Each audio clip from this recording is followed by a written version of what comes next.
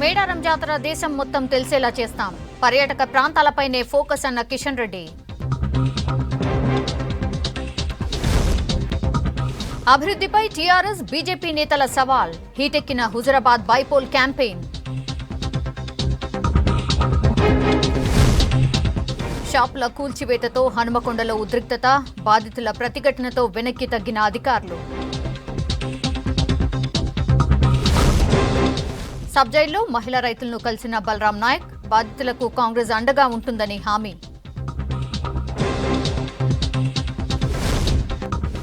వనపర్తి జిల్లాలో పొలాలు చేలల్లో జింకల దాడి. వేల ఎకరాల్లో దెబ్బతింటున్న పంటలు. నిజామాబాద్ పంటలకు ఉత్తరాది రాష్ట్రాల్లో డిమాండ్. పంటల రవాణాకు రైళ్ల ఏర్పాటుకు కేంద్రం చర్యలు.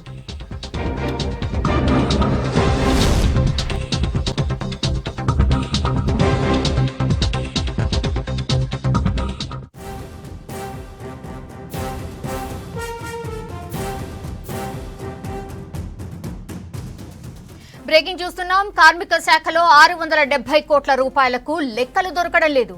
కోవిడ్ సమయంలో నిర్మాణ కార్మికులకు ఒక్కొక్కరికి 12 కిలోల బియ్యం, కుటుంబానికి 1500 రూపాయల నగదు ఇవ్వాలని ప్రభుత్వం నిర్ణయించింది. ఇలా 258 కోట్ల రూపాయలు కార్మికులకు, వలస కూలీలకు నగదు అందజేసినట్టు కార్మిక శాఖ చెప్తోంది. మిగిలిన డబ్బు పౌర సరఫరాల శాఖ నుంచి రావాల్సి ఉందని Telangana building and other construction workers welfare board తెలిపింది.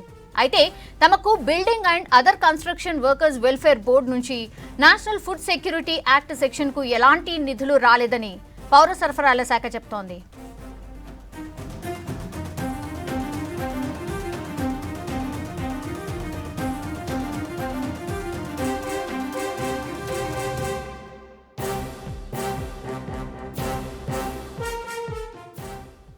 ఉచిత బియ్యంతో పాటు నగదు సాయం కోసం 335 కోట్లను పౌర సరఫరాల శాఖకు రీఎంబర్స్ చేయాలని labour employment training and factory శాఖ కార్యదర్శికి ఆర్థిక శాఖ ముఖ్య కార్యదర్శి రామకృష్ణరావు లెటర్ రాశారు.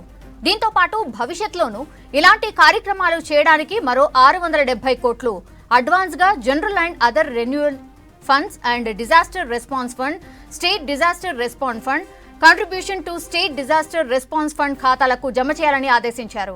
దీంతో 1005 కోట్లను కార్మిక శాఖ నుంచి పౌర సరఫరాల శాఖకు బదిలీ చేశారు అధికారులు.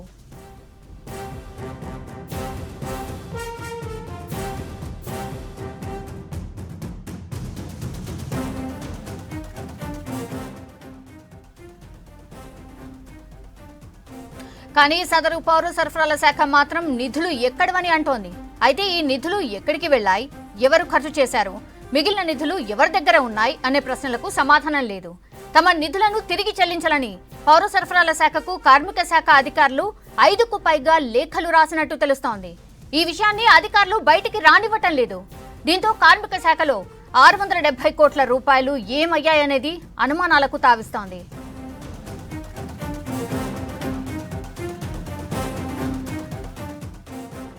ఇది మరో ఇష్యూ. చాలా నిర్మాణ రంగ సంస్థలు ప్రభుత్వానికి సెస్ ఎగ్గొట్టినట్టు విజిలెన్స్ కమిటీ నివేదిక ఇచ్చింది.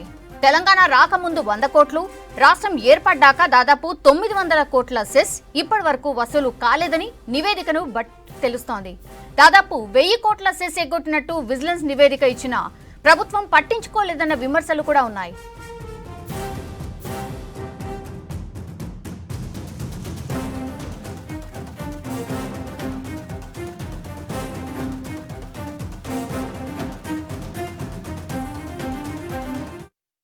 తెలంగాణ కార్మిక శాఖలో లేబర్ సెస్ వసూళ్లలో భారీ ఎత్తున అవినీతి జరుగుతుంది. వేల కోట్ల రూపాయల లేబర్ సెస్ వసూలు చేయాల్సినటువంటి అధికార యంత్రాంగం ఈరోజు అట్లాంటి నిర్మాణ కంపెనీల దగ్గర నుంచి పూర్తిగా ఎగవేస్తూ భారీ ఎత్తున అవినీతి చేస్తున్నటువంటి పరిస్థితి ఉంది. ఈ హైదరాబాద్ పరిసర ప్రాంతాల్లో వందలాది కన్స్ట్రక్షన్ కంపెనీలు ఉన్నాయి. ప్రతి ఏటా 15 నుంచి 16 వేల నిర్మాణాలు జరుగుతున్నాయి, భారీ నిర్మాణాలు జరుగుతున్నాయి. జిహెచ్ఎంసీ కానీ హెచ్ఎండిఏ పరిధిలో వేల అనుమతులు ఈరోజు ఇస్తున్నట్టు పరిస్థితుంది. మరి ఇన్ని భారీ కంపెనీలు, భారీ ప్రాజెక్టులు, భారీ నిర్మాణాలు జరుగుతున్నప్పటికీ లేబర్ సెస్ మాత్రం ఏ ఒక్కరి దగ్గర నుంచి కూడా వసూలు చేయట్లేదు. ఈ కంపెనీలన్నీ కూడా లేబర్ సెస్ ఎగ్గవేస్తున్నాయి. ఇంత భారీ ఎత్తున జరుగుతుందనే విషయాన్ని విజిలెన్స్ అండ్ ఎన్ఫోర్స్మెంట్ వాళ్ళు 2014 నుంచి ఇప్పటి వరకు ఏ కంపెనీ ఎంతెంత ఎగ్గొట్టింది, ఎంత భారీ ఎత్తున నష్టం జరుగుతుంది అని వాళ్ళు శాంపుల్గా వాళ్ళ దృష్టిలో ఉన్న అంశాల ఆధారంగా మంత్రి గారికి ఒక లేఖ రాశారు. దాంట్లో 958 కోట్ల రూపాయల ఎగవేత గురైందని చెప్పి అందులో రిపోర్ట్ చేశారు. ఇంత భారీ ఎత్తున ఎగవేత ఎలా జరుగుతుంది? దీని వెనకాల ప్రభుత్వంలో ఉన్న పెద్దలు కానీ, కార్మిక శాఖలో ఉన్నటువంటి ఉన్నతాధికారులు కానీ, వీళ్ళు ఆ రకంగా నిర్మాణ కంపెనీలతో కుమ్మక్కు కాకుండా ఇది జరిగే ప్రసక్తే లేదు. ఖచ్చితంగా దీని వెనకాల భారీ అవినీతి జరుగుతుంది. ఇన్ని వందల కోట్ల రూపాయల ఎగవేత జరగడం వెనకాల దీని జరుగుతున్న విషయం మీద విచారణ జరపమని అనేక సార్లు మేము రిప్రజెంటేషన్ చేశాం. ఏసీబీకి, విజిలెన్స్ అండ్ ఎన్ఫోర్స్మెంట్కి, గవర్నమెంట్ స్థాయిలో కూడా ఆ రకంగా రిప్రజెంట్ చేసిన ఏ రకమైన కదలిక రోజు లేదు. మరి ఈ ఎగవేత చేస్తున్న వాళ్ళ దగ్గర నుంచి ఇప్పుడు డబ్బులు రాబట్టాలి. ఎందుకు హైదరాబాద్లో ఇంత నిర్మాణ కంపెనీలు ఇప్పుడు లేబర్ సెస్ వస్తేనే భవన నిర్మాణ కార్మికులు, వివిధ కన్స్ట్రక్షన్ ప్రాంతాల్లో పనిచేస్తూ ప్రమాదాలకు గురై చనిపోతున్న వాళ్ళు, గాయాలవుతున్న వాళ్ళు, వాళ్ళ కుటుంబాలు దిక్కుమొక్కు లేకుండా పోతున్నాయి. అనేక రాష్ట్రాల నుంచి వలస కార్మికులు వస్తున్నారు. వాళ్ళ కుటుంబాలు ఏమవుతున్నారో అర్థం కాని పరిస్థితి మనం చూస్తున్న ప్రమాదాలు అనేక మంది చనిపోతున్నారు. వాళ్ళ కుటుంబాలను ఆదుకోవడం కోసం ఈ లేబర్ సెస్ కలెక్ట్ చేయాలి. మరి అట్లా లేబర్ సెస్ని ఈరోజు అడ్డగోలుగా ఎగవేస్తున్న ప్రభుత్వం ఏం మాట్లాడుకుంటుంది? రెండో వైపు అందులో కొంతమంది అధికారులు అడ్డగోలుగా కొన్ని కంపెనీలకు నోటీసులు ఇస్తారు. ఆ నోటీసుల దగ్గర డబ్బులు వసూలు చేయకుండా మళ్ళీ కిమ్మనకుండా ఊరుకుంటున్న పరిస్థితి కనపడుతుంది. ఒక అధికారి ఈ రకంగా 100 కోట్ల రూపాయల స్కామ్ చేశాడని డిపార్ట్మెంట్లోని అంతర్గత ఎంక్వైరీ జరిగింది. ఆ అధికారి మీద ఏ చర్య లేదు. ఆయన రిటైర్ అయిపోయారు. ఆ 100 కోట్లు తిరిగి రాబట్టుకునే ప్రయత్నం జరగలేదు. అధికారుల మీద చర్య లేదు. ఈ రకమైన పరిస్థితి కూడా ఈరోజు డిపార్ట్మెంట్లో జరుగుతుంది. అయినా ఈవెన్ విజిలెన్స్ కమిషన్ కూడా చెప్పింది అది అట్లాంటి 100 కోట్ల స్కామ్ మీద రిపోర్ట్ ఇవ్వండి అని. ఇప్పటివరకు ఆ రిపోర్ట్ కూడా ఇచ్చిన పరిస్థితి లేదు. అందుకే లేబర్ డిపార్ట్మెంట్లో అక్కడో ఇక్కడో గవర్నమెంట్ ఏజెన్సీలు, కాంట్రాక్టర్లు, గవర్నమెంట్ బిల్స్ వాటిలో నుంచి కొంత ఈరోజు లేబర్ సెస్ కలెక్ట్ అవుతుంది. పూర్తి డీటెయిల్స్ అందించడానికి ప్రేమ్ లైవ్ లో అందుబాటులో ఉన్నారు. యా ప్రేమ్, 670 కోట్లు అసలు ఏమైనట్టు? ఏంటి రెండు శాఖల మధ్య మిస్కమ్యూనికేషన్ ఎందుకు?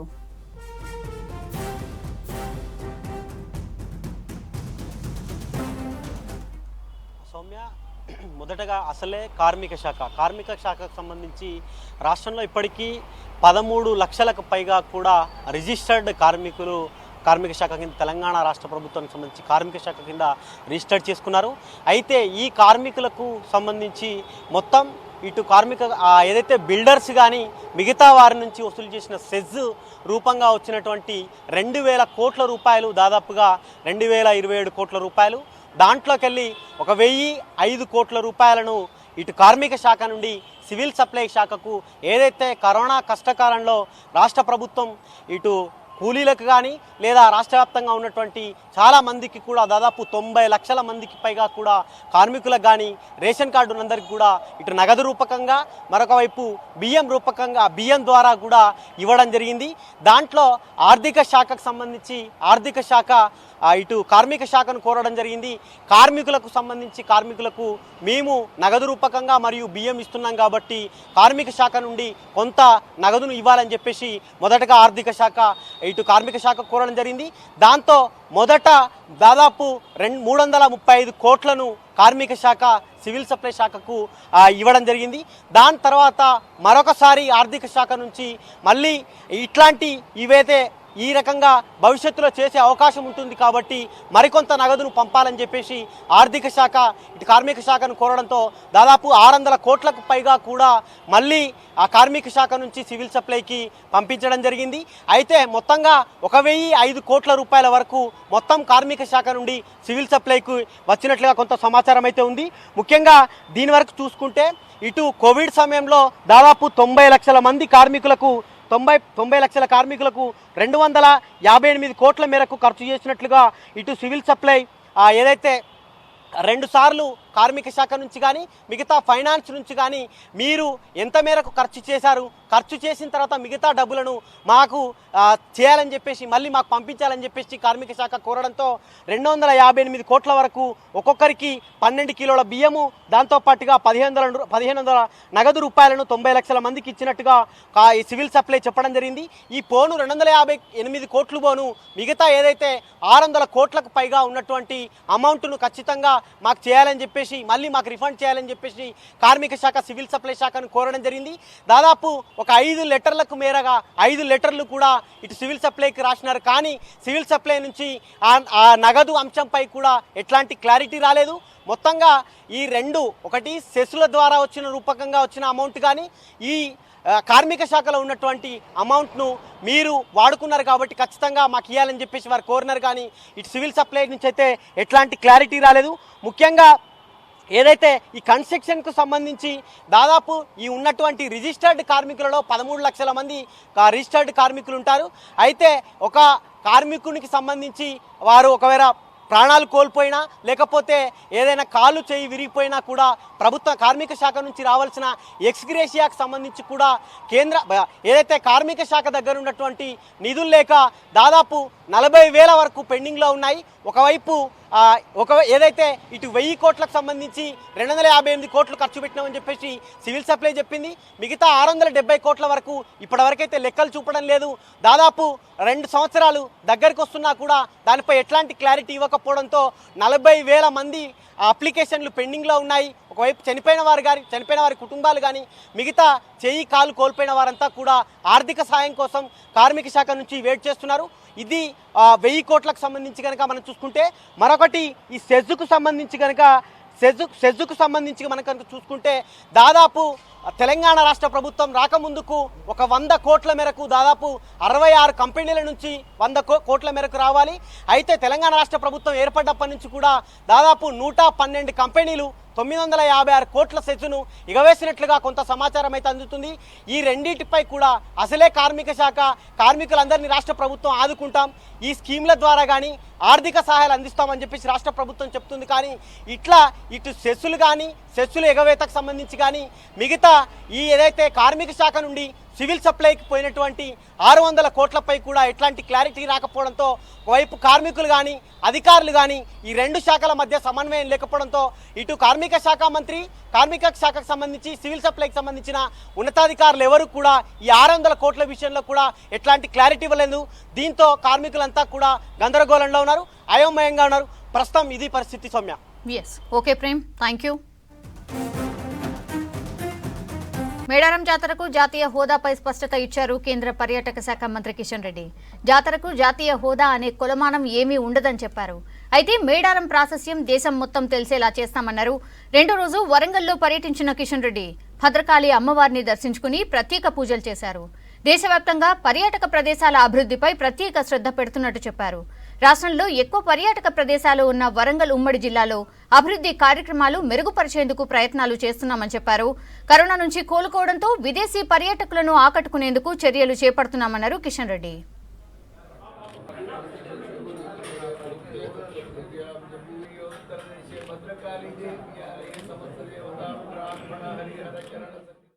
పర్యాటక సంబంధించినటువంటి మౌలిక వసతులు కల్పించేటువంటి కార్యక్రమం విషయంలో కానీ ఈరోజు మా అధికారులు కూడా ఇటు రాష్ట్ర ప్రభుత్వ అధికారులతో మా కేంద్ర ప్రభుత్వ అధికారులతో కలిసి కూర్చొని చర్చించి ఒక కార్యాచరణ ప్రణాళిక రూపొందించి మన యొక్క తెలంగాణ రాష్ట్రంలో అత్యధికంగా ప్రాధాన్యత ఇవ్వాల్సినటువంటి పర్యాటక రంగానికి మంచి భవిష్యత్తు ఉండేటువంటి నగరము ఏదైనా ఉంది అంటే మొట్టమొదటిది వరంగల్ ఉమ్మడి జిల్లా.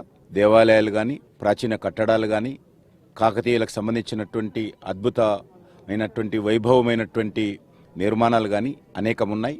కాబట్టి రాష్ట్ర ప్రభుత్వం పూర్తి స్థాయిలో మరి వరంగల్ జిల్లా అభివృద్ధి కోసం దృష్టిని కేంద్రీకరించాలి. కేంద్ర ప్రభుత్వం ఇప్పటికే ఇది హెరిటేజ్ సిటీగా, అమృత్ సిటీగా, అదేవిధంగా స్మార్ట్ సిటీగా దీనికి ప్రకటించి అనేక రకాల నిధులు ఇచ్చాము. దేశంలో ఇప్పటివరకు దేనికి జాతీయ హోదా లేదు. కానీ కేంద్ర ప్రభుత్వం తరఫున మేడారం జాతరను పూర్తి స్థాయిలో గుర్తించే విధంగా మేడారం జాతరకు కావలసినటువంటి మౌలిక వసతుల కల్పన కోసం కేంద్ర ప్రభుత్వం నుంచి కావలసినటువంటి కొంతమేరకు సహాయం కానీ, మేడారం జాతరలో మొత్తం దేశవ్యాప్తంగా ఉన్నటువంటి గిరిజన సాంప్రదాయ ప్రకారం కావలసినటువంటి సాంస్కృతిక కార్యక్రమాలు కానీ అన్ని రకాలుగా మేడారం జాతరకు కావలసినటువంటి ప్రోత్సాహం ఒక తెలంగాణ వాడిగా ఈరోజు కేంద్ర పర్యాటక శాఖగా సాంస్కృతిక శాఖగా మంత్రిగా ఉన్న నేపథ్యంలో తప్పకుండా అమ్మవారి జాతరను అద్భుతంగా నిర్వహించడంలో కేంద్ర ప్రభుత్వం అన్ని రకాలుగా అండగా ఉంటుందని చెప్పి మనం. సాగు భూములను మెడికల్ కాలేజ్ కోసం లాక్కోవడం దుర్మార్గమన్నారు కేంద్ర మాజీ మంత్రి బలరాం నాయక్. మహబూబాబాద్ సబ్ జైల్లో 11 మంది మహిళా రైతులను ఆయన పరామర్శించి కాంగ్రెస్ తరఫున అండగా ఉంటామని హామీ ఇచ్చారు. మెడికల్ కాలేజీ వద్దని ఆందోళన చేసిన మహిళా రైతులను జైల్లో పెట్టడం దారుణమన్నారు బలరాం నాయక్. అఖిలపక్ష సమావేశం నిర్వహించి గిరిజన రైతుల కోసం పోరాటాన్ని ఉధృతం చేస్తామని తెలిపారు. సబ్ జైలుకు ఎందుకు వెళ్ళడం జరిగిందంటే ఇవాళ ములాఖాత్ కొరకు దాదాపుగా 11 మంది మహిళలను అరెస్ట్ చేసి రాత్రికి రాత్రి బయ్యారామోల్లో వచ్చి అరెస్ట్ చేసింది. Police station 1 town 2 town police station SP కూడా ఉండగా బయ్యారాం పోలీస్ స్టేషన్కు తీసుకుపోవలసిన అవసరం ఏమొచ్చింది. మా భూములు అయ్యో అని పుచ్చుకుంటే వాళ్ళకి జైల్లో పెట్టి ఇలా 10-15 రోజుల సంది వాళ్ళకి బెయిల్ ఇవ్వడం లేదు, బెయిల్ మంజూరు కావడం లేదు. మరి ఇలాంటి అక్రమాలు చేస్తుంటే ఎమ్మెల్యే, ఎంపీ, మంత్రి, పోలీసు వాళ్ళు కలిసి చేస్తున్నారా, రెవెన్యూ వాళ్ళు కూడా కలిసి చేస్తున్నారా మాకు తెలవడం లేదు. కాబట్టి ఇక్కడ నుంచి వదులుకునేది లేదు. ఇది చీఫ్ సెక్రటరీ దాకా రావాలి, గవర్నర్ ముఖ్యమంత్రి గారి దగ్గర కూడా పోతాం. మరి ఎంపీ, ఎమ్మెల్యే, మంత్రి భాగవతాలు కూడా మరి బయటికి పెట్టవలసిన అవసరం భూముల విషయంలో. హుజూరాబాద్ నియోజకవర్గం కమలాపూర్లో ప్రచారం చేశారు బీజేపీ నాయకురాలు గండ్ర నళిని. బీజేపీ లీడర్ సుహాసిని రెడ్డితో కలిసి ఇంటింటికి తిరుగురు ప్రచారం చేశారు. మనలో ఒకడైన ఈటెల రాజేందర్ను గెలిపించాలని కోరారు. ఈటెల గెలిస్తే దగ్గరుండి పనులు చేయించుకోవచ్చు అన్నారు. టీఆర్ఎస్ వాళ్ళు పంచేవి మన డబ్బులే కాబట్టి అవి తీసుకుని పువ్వు గుర్తుకు ఓటేయాలన్నారు నళిని.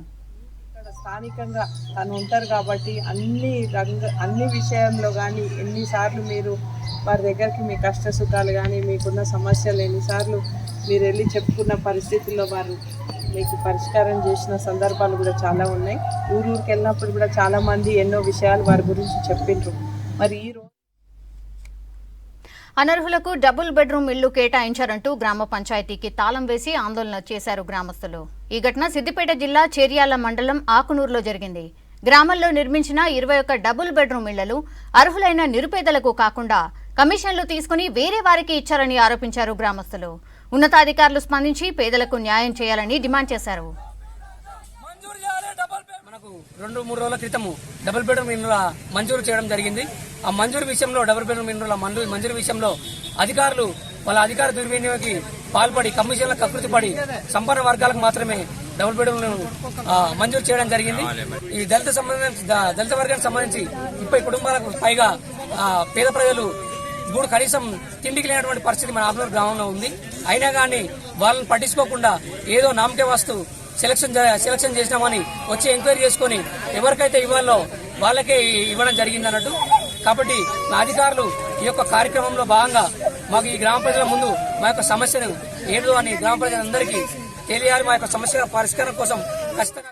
యాదాద్రి జిల్లా యాదగిరిగుట్ట పోలీస్ స్టేషన్ ఎదుట వికలాంగుల హక్కుల జాతీయ వేదిక ఆధ్వర్యంలో వికలాంగులు ధర్నా చేశారు.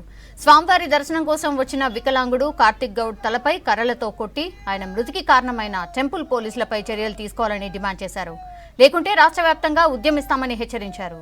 మృతుడి కుటుంబాన్ని ఆదుకోవాలని కోరారు. ఆదివారం రోజు అర్ధరాత్రి వచ్చిన కార్తిక్ గౌడ్ అనే వికలాంగుడిపై పోలీసులు దాడి చేయడం వల్ల అతను మరణించిన సంగతి మనందరికీ తెలిసిందే. ముఖ్యంగా మీడియా వాళ్ళే ఈ విషయాన్ని వెలుగులోకి తేవడం జరిగింది. ఎవరైతే దాడికి పాల్పడ్డ కానిస్టేబుల్ను వెంటనే అరెస్ట్ చేయాలని అర్ధరాత్రి 2 గంటల సమయంలో ఆ వికలాంగుని ఒక్కరిని చూసి అతను ప్రభుత్వ ఉద్యోగినని చెబుతున్న అతను ఐడెంటిటీ కార్డు చూపిస్తున్నా కూడా పట్టించుకోకుండా వందలాది మంది వికలాంగులతో మరి ఇదే పోలీస్ స్టేషన్ ముందు న్యాయం జరిగే వరకు బైఠాయిస్తామని. జిల్లాకు చెందినటువంటి కార్తీక్ గౌడు అనే వికలాంగుడు యాదగిరిగుట్టలో దైవ దర్శనానికి వచ్చిన సందర్భంలో అతడి పైన పోలీసులు అకారణంగా దాడి చేయటం వలన అతడు చనిపోవడం జరిగింది. అందులో భాగంగా వికలాంగుల హక్కుల పోరాట సమితి తీవ్రంగా ఖండిస్తూ అతని కుటుంబానికి ఎక్స్గ్రేషియా 25 లక్షలు. మహబూబాబాద్లో ఈ నెల 13న యాక్సిస్ బ్యాంక్ ఏటీఎంను దగ్ధం చేసిన 5 నిందితులను పోలీసులు అరెస్ట్ చేశారు. వీళ్ల నుంచి 6,70,000 రూపాయలను 23 లక్షల విలువ చేసే 2 ప్లాట్ల కాగితాలు స్వాధీనం చేసుకున్నారు. పరారీలో ఉన్న మరో 3 కోసం గాలిస్తూ ఉన్నారు. రైట్ బిజినెస్ సర్వీస్ అనే ప్రైవేట్ కంపెనీలో ఏటీఎం ఆపరేటర్లుగా పనిచేసే జడల నాగరాజు, రాజేందర్, మహేష్ కొంతకాలంగా యాక్సిస్, హెచ్డిఎఫ్సి, ఐసిఐసిఐ, ఇండిక్యాష్ ఏటీఎంలలో డబ్బులు నింపుతూ ఉన్నారు. అయితే ఇటీవల వీళ్లు తమ సొంత అవసరాలకు 52,50,000 రూపాయలు వాడుకున్నారు. ఒక బ్యాంక్ సిబ్బంది పరిశీలనకు వచ్చినప్పుడు మరో బ్యాంక్ ఏటీఎం నుంచి డబ్బులు తెచ్చి నింపేవారు. ఇటీవల అన్ని బ్యాంకుల వారు ఒకేసారి పరిశీలనకు రావడంతో డబ్బులను ఒక ఏటీఎం నుంచి మరో ఏటీఎంలోకి మార్చడం వీలు కాలేదు. దీంతో మహబూబాబాద్ ప్రభుత్వ హాస్పిటల్ దగ్గర ఉన్న యాక్సిస్ బ్యాంక్ ఏటీఎంను 2 లక్షలు సుపారీ ఇచ్చి దగ్ధం చేయించారు. సీసీ ఫుటేజ్ ఆధారంగా పోలీసులు విచారణ చేయగా అసలు విషయం వెలుగులోకి వచ్చింది.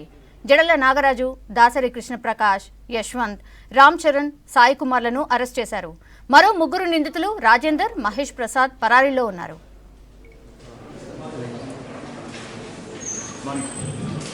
యాక్సిస్ బ్యాంక్ ఏటీఎంలో నైట్ జరిగినటువంటి ఇన్సిడెంట్ గురించి ఈరోజు ప్రెస్ మీట్ పెట్టడం జరిగింది. ఆ ఇన్సిడెంట్లో ఇన్వాల్వ్ అయినటువంటి 5గురిని ఈరోజు అదుపులో తీసుకోవడం జరిగింది. వారి నుంచి దాదాపుగా 30 లక్షల విలువ గల ప్రాపర్టీని రికవర్ చేయడం జరిగింది. ఆ డబ్బులు తీసుకొచ్చి బ్యాంక్ నుంచి డబ్బులు తీసుకోవడం, ఏటీఎంలలో ఫిల్అప్ చేసుకుంటూ పోతుంటారు. అయితే ఎక్కువ డబ్బులు చూసేసరికి వీటిని ఏ విధంగా కొంత మిస్గైడ్ చేయాలి, మిస్అప్రాపరేషన్ చేయాలనే ఉద్దేశంతో గత కొద్ది రోజులుగా ఒక గ్యాంగ్ లాగా ఏర్పడి నాగరాజుతో పాటు రాజేందర్, ధరావత్, మహేష్ వీరు 3 కూడా అందులో పనిచేస్తున్నారు. వీరు ఏం చేస్తారంటే ఆ డబ్బులు అందులో పెట్టేటప్పుడు 10 లక్షలు పెట్టే దగ్గర 1 లక్ష రూపాయలు తీయడం, అవసరమైతే దాని సిచ్యువేషన్ బట్టి వీళ్ళు గత కొద్ది సంవత్సరాలుగా జరుగుతున్నది. అయితే ఎప్పుడైతే బ్యాంక్ వాళ్ళు ఆడిట్కి వస్తారో ఆడిట్కి వచ్చే టైంలో వీళ్ళు ఏం చేస్తారంటే వేరే ఏటీఎంలో డబ్బులు తీసుకొచ్చి దీన్ని ఫుల్ చేసి పెడతారు. ఆ బ్యాంకులో ఆ టైంకి 10 లక్షలు ఉండాలంటే 10 లక్షలు ఉండేట్టుగా చేస్తారు. ఇప్పటివరకు దాదాపుగా ఈ నాగరాజు అనేటువంటి వ్యక్తి సుమారుగా 40. ఇవి తెలంగాణ అప్డేట్స్. Stay tuned.